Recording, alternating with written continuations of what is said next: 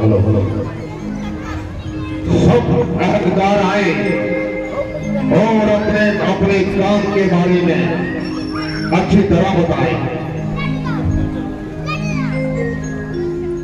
महाराज के इकबाल से तमाम प्रजा खुशहाल हो, दुश्मन पैमाल है। तमाम कर्मी अपना अपना काम बड़ी ईमानदारी से कर रहे हैं। मुगल महाराज की खैर खवाई का दम भरते हैं।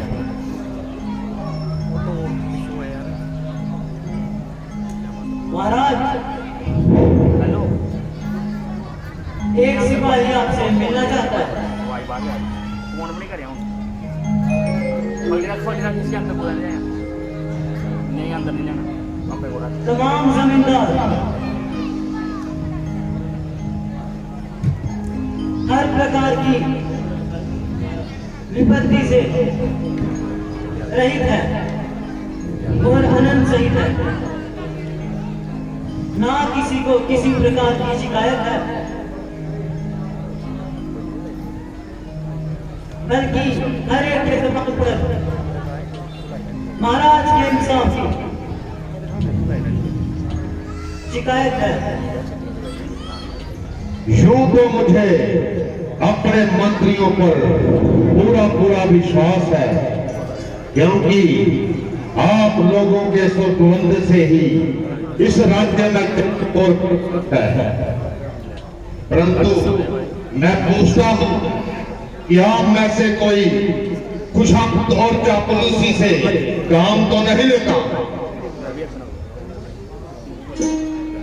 महाराज को किस तरह हमारी नेक नियति पर शक हुआ? रात से मेरी तबीयत पर कुछ मलाल है। किस बात का ख्याल है? बात तो मामूली थी, किंतु मेरे लिए रात काटनी सूली थी। महाराज, अब अधिक विलंब न कीजिए और इस वक्त इजाजत दीजिए। ऐसी क्या बात की जिसकी वजह से आपकी पूरी रात सूली थी? कल रात को एक सपना परेशान देखा। उसमें क्या देखा?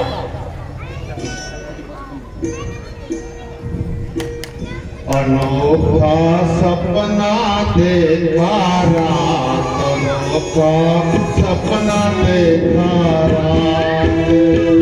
मुझे भ्रम है हम प्रजा पर पड़ा कोई उत्पात। अनोखा सपना देखा रात, अनोखा सपना देखा रात।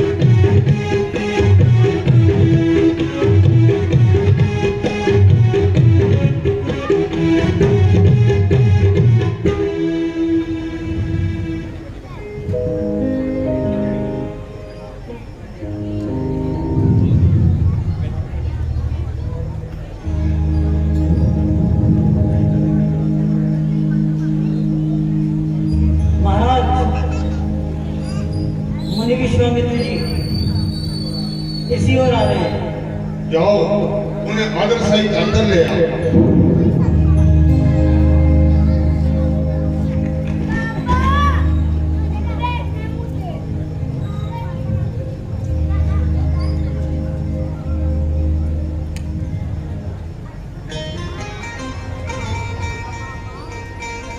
सिकंदर है जो सिंहासन को अपनी आन समझे हैं, ताज मुकुटों को अपनी शान समझे हैं, रियायों के जो सेवक अपने को महाराज समझे हैं, गरीबों की कमाई ऐश का सामान समझे हैं। महाराज प्रणाम। गजब गजब सिकंदर अंधेर नामदेर रजा बड़ी न करे और राजा को कानो कान खबर ना हो। हे राजन देख तक पार देना करे तेरे आशीषों ने मेरा मत बचाई है, दुहाई है दुहाई है दुहाई है। वो चाकरी आता है बड़ी क्रूरता के साथ लूटा बदबक किया जाता है। तमाम इलाका मालिक के हाथों दुखी हो रहा है और हर एक छोटा बड़ा उस कमबख्त की जान को रो रहा है।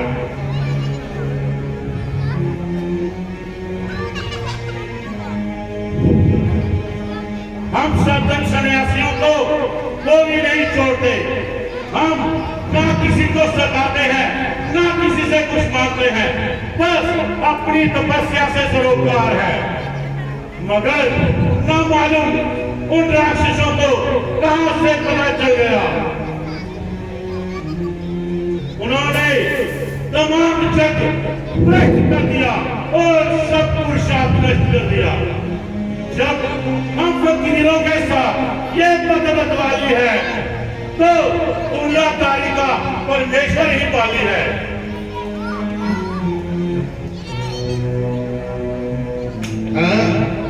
मेरे राज्य में ये अंधेर चोरी नहीं बल्कि सिरदोरी।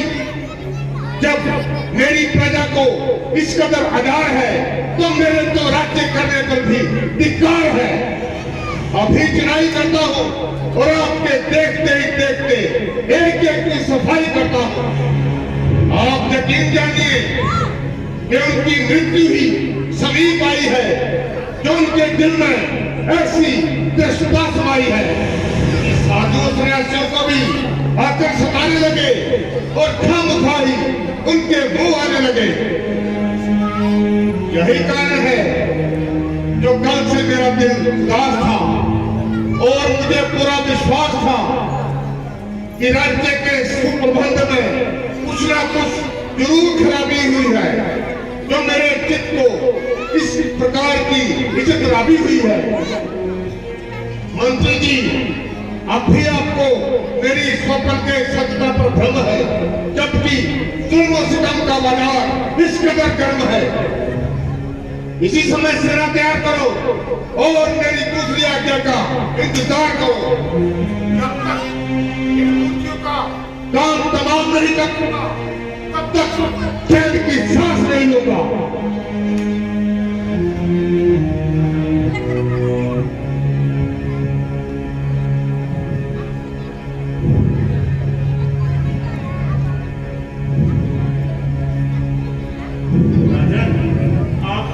करने की क्या जरूरत है और ना ही वहां कुछ ऐसी खतरनाक सूरत है। आप केवल राम लक्ष्मण को मेरे साथ कीजिए और उनका हाथ मेरे हाथ में दीजिए। गुरु विश्वामित्र जी आन खड़े दशरथ के द्वारे। गुरु विश्वामित्र जी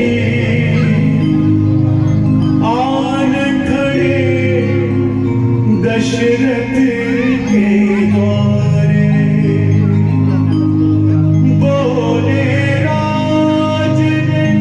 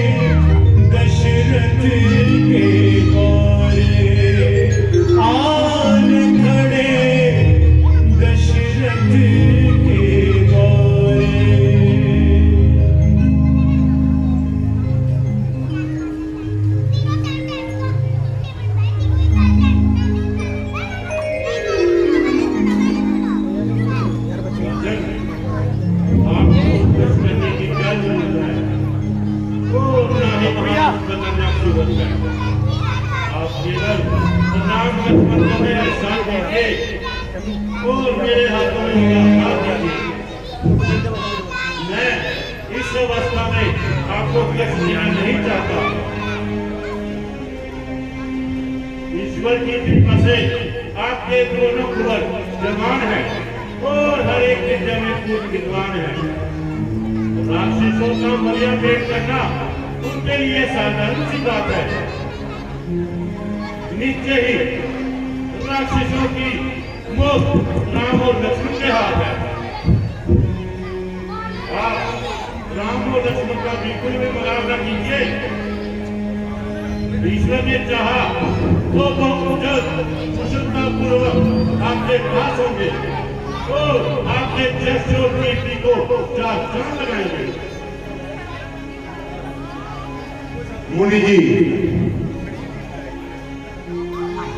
आपको इस गीत से क्या फायदा है? आपका कहना तो मुझे हर तरह कबूल है, किंतु ये आपकी जिद बिल्कुल फिजूल है।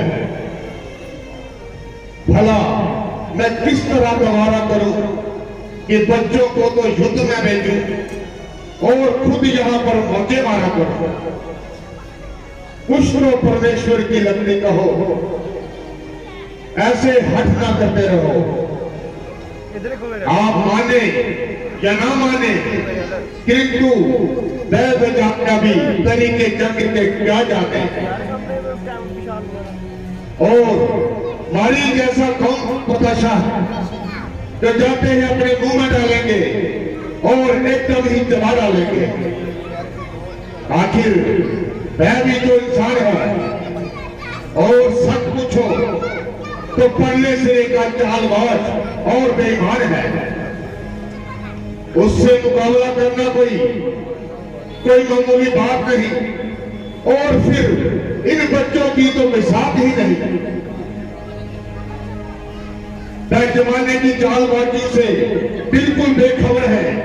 अपने घर में चाहे तो कितने ही शेर घर के योद्धा और रण के योद्धा में बहुत बड़ा फर्क है, जिसका प्रमाण इतिहास का एक एक वर्ग है।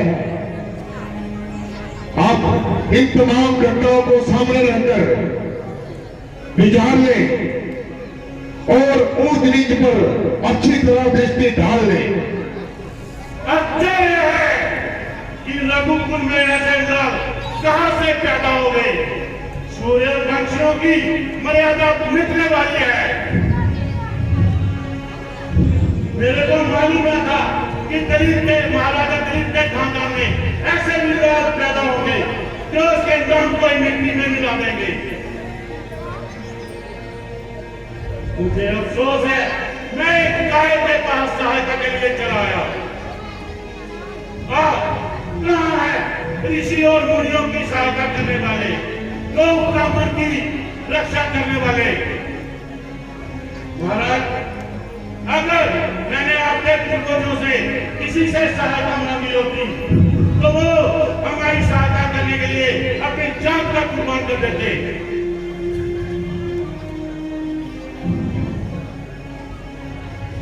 मगर आपने सूर्यवंशियों की मर्यादा को ही मिटा दिया। अच्छा, तुम राम और लक्ष्मण को अपने पास रखो, अन्यथा कभी आप तुम्हारे पास सहायता के लिए कभी नहीं आएंगे।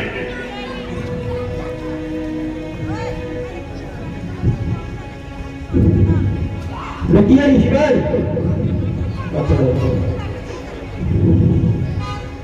राजन, क्या आप नहीं जानते विश्वामित्र जी तो जन्म से ही क्षत्रिय है।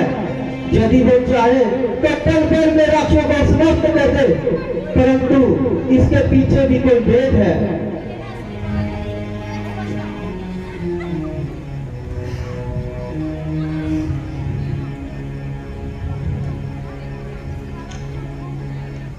हाँ, आप तो इन्हीं की तरफदारी करेंगे और हर प्रकार से इन्हीं की हिमाकत का दम भरेंगे। हमारा कहना सुनना बिल्कुल फिजूल है। इनकी हर बात मुनासिब और माकूल है। आप इन्हें अपनी हद छोड़ने पर क्यों मायल करोगे?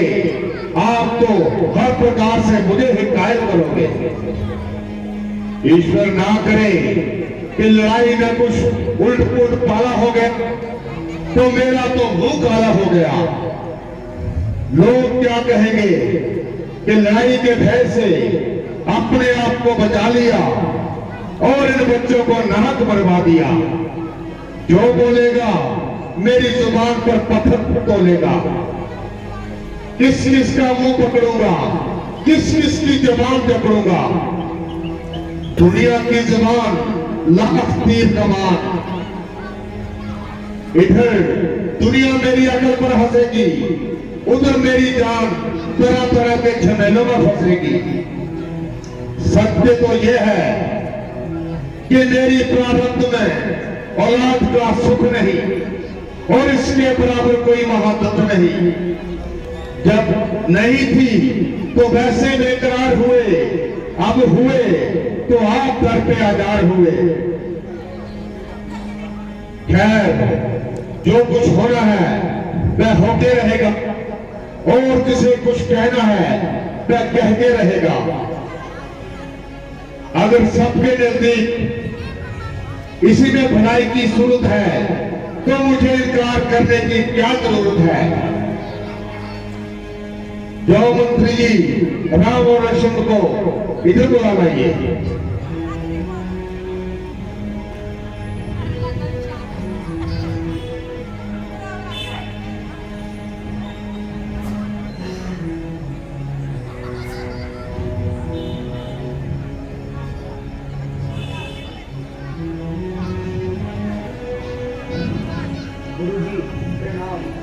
आयुष्मान हो बेटा। चिरंजीव रहो। कहिए पिताजी, क्या क्या है?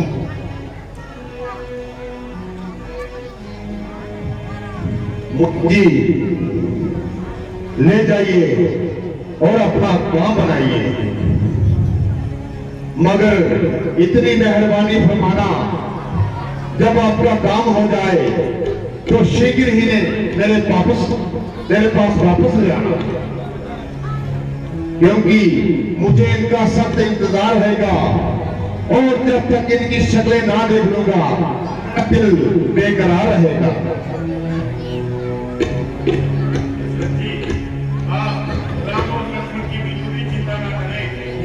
बहुत जल्द श्रद्धापूर्वक आपके पास होंगे और आपके जश और कीर्ति को चाहते रहेंगे। चलो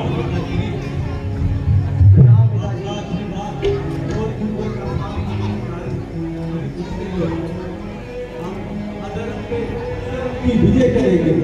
आप व्यर्थ ही चिंता कर रहे हैं। कृपा करके अपनी चिंता को दूर कीजिए और हमें आशीर्वाद देके विजय होने का अवसर दीजिए। चिरंजीव रहो बेटा।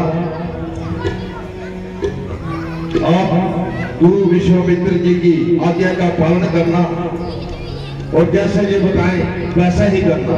जो